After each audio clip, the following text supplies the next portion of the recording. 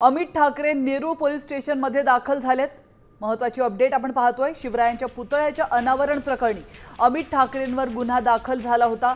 त्यानंतर अमित ठाकरे स्वतःहून police station मध्ये दाखल झालेत। आपण पाहतोय काही दिवसांपूर्वीच अमित ठाकरे यांनी नेरू या ठिकाणी शिवरायांच्या पुतळ्याचं अनावरण केलं होतं आणि त्या विरोधात त्यांच्यावर गुन्हा दाखल झाला आहे। याविषयी अधिक माहिती देण्यासाठी आपले प्रतिनिधी सूरज मसूरकर आपल्यासोबत जोडले गेलेत।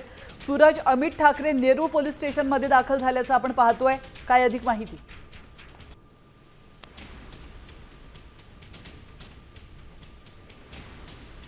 सूरज, माझा आवाज तुमच्यापर्यंत पोहोचतोय? अमित ठाकरे नेरू पोलीस स्टेशन मध्ये दाखल झाल्याचं आपण या दृश्यांमध्ये पाहतोय, नेमकं काय घडतंय?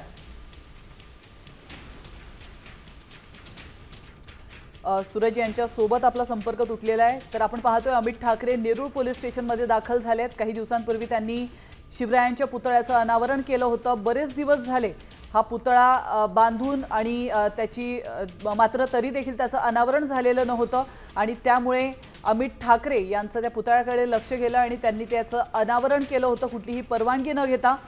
त्यामुळे त्यांच्यावरती गुन्हा दाखल करण्यात आला होता। आता त्या प्रकरणी त्यांच्यावरती गुन्हा दाखल झाला आणि ते स्वतः पोलीस स्टेशनमध्ये दाखल झालेत। तर गुन्हा दाखल झाल्यानंतर स्वतः पोलीस हे त्यांच्या घरी देखील गेले होते।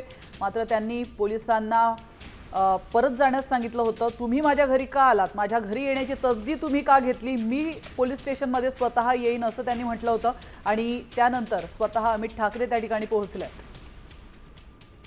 तर पुन्हा एकदा आपले प्रतिनिधी सूरज मसूरकर आपल्यासोबत जोडले गेलेत। सूरज, आपण पाहतोय काही दिवसांपूर्वी अमित ठाकरे यांच्या घरी पोलीस पोहोचले होते, मात्र त्यांनी त्यांना परत पाठवलं होतं आणि मी स्वतः पोलीस स्टेशनमध्ये येईल असं अमित ठाकरेंनी म्हटलं होतं आणि आज स्वतः अमित ठाकरे पोलीस स्टेशनमध्ये दाखल झाल्याचं पाहायला मिळत आहे। काय अधिक माहिती?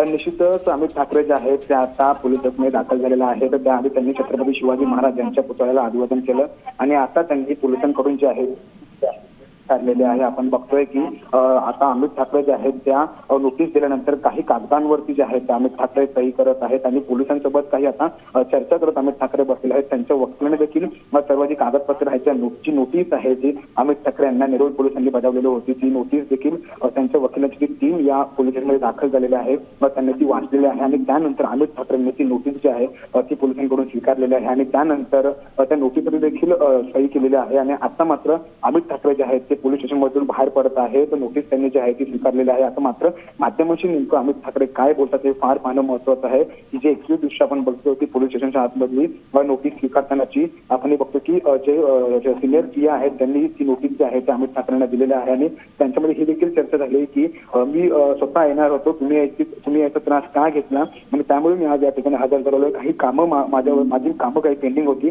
त्यामुळे मी त्या दिवशी घरी नव्हतो, म्हणून मी आज या ठिकाणी स्वतःहून तुमच्या इथे या ठिकाणी जी नोटीस तुम्ही मला बजावलेली आहे ती मी स्वीकारला या ठिकाणी आलेलो आहे। आणि आपण ही साम टीव्हीवरती एक्सक्लुसिव्ह दृश्य बघतोय की अमित ठाकरे जे आहेत ते त्यांच्या वकिलांनी सर्व काही गोष्टी तपासल्यानंतरच त्यांनी आता ती नोटीस जी आहे ती स्वीकारलेली आहे आणि आता अमित ठाकरे नेमकं माध्यमांशी काय बोलतात हे पाहणं महत्त्वाचं आहे। अमित ठाकरे यांनी आता नुकतीच जी आहे ती नोटीस स्वीकारत आता ते पोलीस स्टेशनमधून बाहेर पडलेले आहेत। आता माध्यमांशी नेमकं अमित ठाकरे काय बोलतात हे पाहणं आता महत्त्वाचं असणार आहे।